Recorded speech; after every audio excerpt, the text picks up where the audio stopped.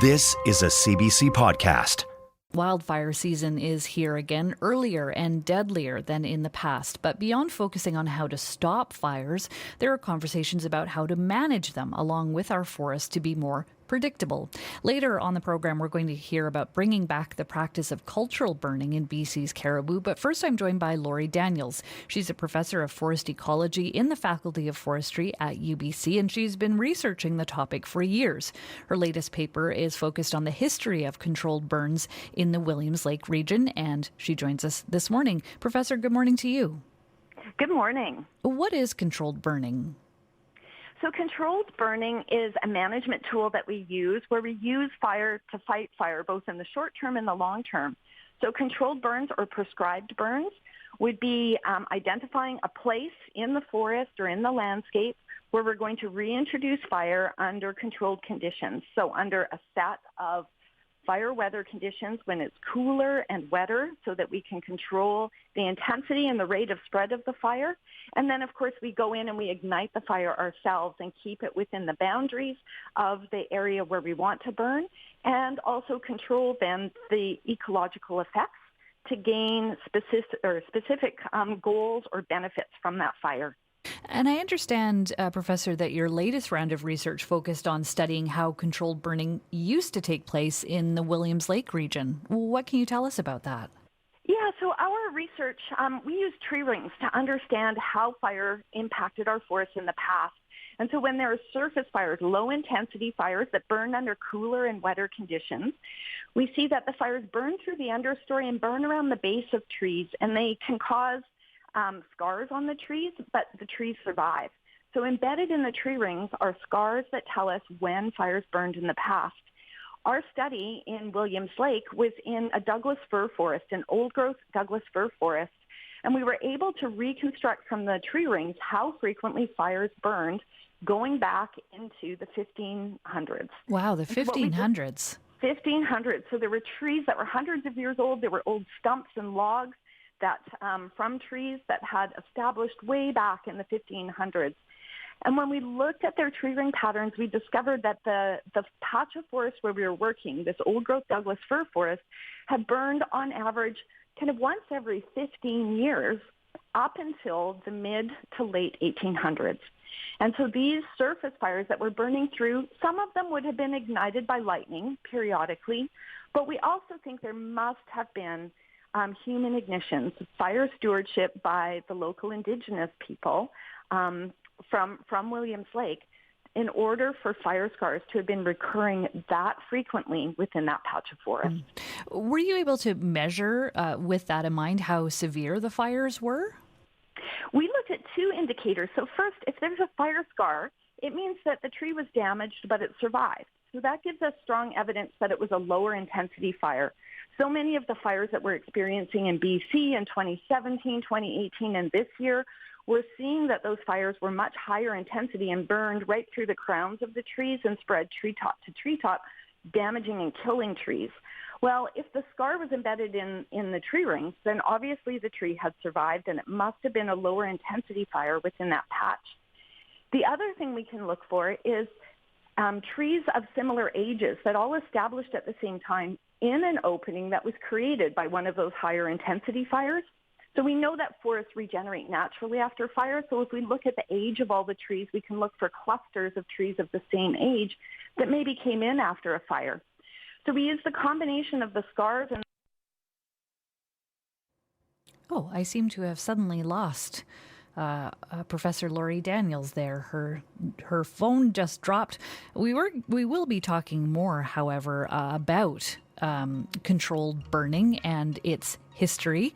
Wildfires continue to burn in several parts of the province this morning, and over the past 4 years, particularly 2017 and 2018, millions of hectares of forest burned across BC. Wildfires have become frequent and intense. As the province navigates through yet another season of fire, there are renewed calls for traditional fire management techniques, including prescribed burning and cultural burning. CBC Impact Team reporter Belle Puri joins me to take a look at the objectives and obstacles when it comes to fighting fire with fire. Belle, good morning. Good morning, Carolina. Let's start with the objectives. What's the aim of prescribed burning compared to how we actually fight fires? Well, what we do now is basically fire suppression. A fire breaks out in the summer and crews work to extinguish it. Prescribed burning or cultural burning, it aims to reduce the fuel load in the forest before that wildfire breaks out. It gets rid of what's on the ground through a controlled low-intensity fire. Now, cultural burns do the same, but they're considered a sacred Indigenous practice. So essentially, they set fire to a buildup of fuel on the forest fire, so there's less to catch fire in the summertime. Now, this type of work happens in spring and fall. There's a small window of opportunity. The conditions have to be just right. Weather can get in the way. Controlled burning like this, though, is not a new concept. It's centuries old, practiced by Indigenous peoples for thousands of years until colonization. The Interior Salish Firekeeper Society is a newly formed organization that wants to bring back Indigenous cultural burning. Joe Gilchrist is a member of that group, and we talked to him just outside of Merritt about the impact of no or very little prescribed burning over the past 100 years. It's really unhealthy, not only just for the forest, but even for sage and grass. The grass gets really clumpy. The sage gets overaged. It shouldn't be as thick as it is. It should be more grassland with sage in it. But now you'll see in the grassland areas and sage areas that it's overgrown. It just makes the fuel loading a lot higher and a lot harder to fight fire. When it's done right, prescribed burning or cultural burning burns what's on the ground, but not what's underneath. So the roots stay intact, and that's a vital element to enhance new growth. So sort of good fire versus bad fire, what you want to do is just reduce the need for direct fire suppression and recreate the natural process. And this is where the obstacles come in. Belle, why is this not happening in BC? It is happening, but on a very small scale. I've been using the terms, interchangeably, prescribed and cultural burning, but the main difference is that cultural burning is done by Indigenous peoples on Indigenous lands. And in recent years, there have been partnerships with government to have this happen and pilot projects. Right now, the Yunsitine First Nation is negotiating for a pilot project just outside of Williams Lake. And Russell Myers-Ross is a former chief. He now leads that community's fire management program. And he says there are definitely bureaucratic barriers to cultural burning. It's incredibly technical to put together plans to do prescribed burning, even though it's as simple as having a match, really. And you don't need that much more. You almost have to develop a burn plan. And then when you develop a burn plan, you need to put it into the referral process. And it has to go through 5 different signatures through the provincial bureaucracy before you get approval and permit. So, a rigorous approval process that includes tight timelines, overlapping jurisdictions, as well as the high cost of, what government demands in terms of technology and personnel. And there is a focus on Western science, which is pretty much a culture of suppression, which is what we have in place right now.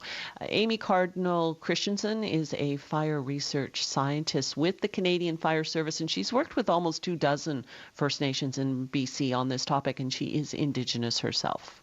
With cultural burning, what's really important is just paying attention to your local conditions around you and then putting fire on the ground at the right time. So sometimes there's a real disconnect between that practice and then kind of an agency approved practice. So yeah, I think that there's also a real lack of understanding about what cultural burning actually is, how it's conducted, the techniques that are used, and when it's done.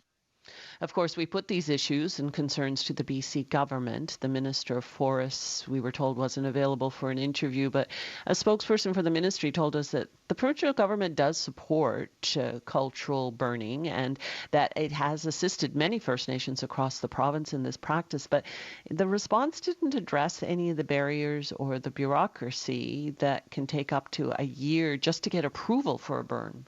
So a technique that worked 100 years ago and before. But Belle, what do we know about how it has worked elsewhere in more recent times? It's worked well in New Zealand. Australia also has an indigenously led cultural burning program. In fact, experts from Australia have come to British Columbia in recent years to help First Nations put together some cultural burning programs here. California, lots of examples of prescribed burning there. You know, it's less than half the size of BC with far less forests, but has 3 times the amount of prescribed burning. The state of New Jersey also uses it to control invasive plant species and, of course, to reduce the hazardous accumulations of forest fuels. Kira Hoffman is a postdoctoral researcher at UBC's Faculty of Forestry. The risk of prescribed fire is very, very low. And then there's been a lot of studies out showing that fire escape, the probability of fires getting out of control from prescribed burning is very, very low. And so the risk of having, a catastrophic fire in peak fire season, so when it's really dry and hot, is much higher. And like everyone else, Hoffman is sounding the alarm that something has to be done to stop this cycle of mega fires that we've been in the last few years. And she says, with climate change, its interaction with wildfire, the heat waves, the dry conditions, not the usual amount of rain that we get in June, all this fuel that's on the forest floor, they're all contributing factors to what she calls a new fire reality that's here now. And as far as she can understand, it's not going to get any better. And we certainly are living that reality right now in northern BC. So, Belle, given the hurdles and bureaucracy, what's the status of the Yunsatin First Nations attempt to set up a pilot project for cultural burning? It's still in the works, but as we heard, former Chief Russell Myers-Ross say, all you need is a match. But the government, he says, you need heavy equipment, big hoses, high-priced personnel, things that cost a lot of money. And he sees that as needlessly complicating the process. The government, he says, needs to trust Indigenous peoples and allow them stewardship over the land. My future goal is not just centered around just protection and fire suppression. It's more about bringing about cultural revitalization to the landscape and looking at our forests that are devastated and being able to sort of regenerate them and going way beyond the boundaries of just looking at our communities that need to be protected. So I think that's mostly where the funding is right now. That's sort of the difference in priorities, I think. So, there is increasing interest in prescribed burns, but First Nations and researchers say policymakers just aren't moving fast enough. In 2018, there was a report to stakeholders, including government, and it actually and cultural burns. But since that report, not much has happened. And in the meantime, wildfire seasons in British Columbia seem to be starting earlier and lasting longer. Belle Puri, thank you very much for bringing us this story today. Have a good day. You as well. Belle Puri, a reporter with the CBC Vancouver Impact Team. And you can see more of this story tonight on CBC News Vancouver. That's at 6 o'clock on television. And read more online, cbc.ca/BC. For more CBC podcasts, go to cbc.ca/podcasts.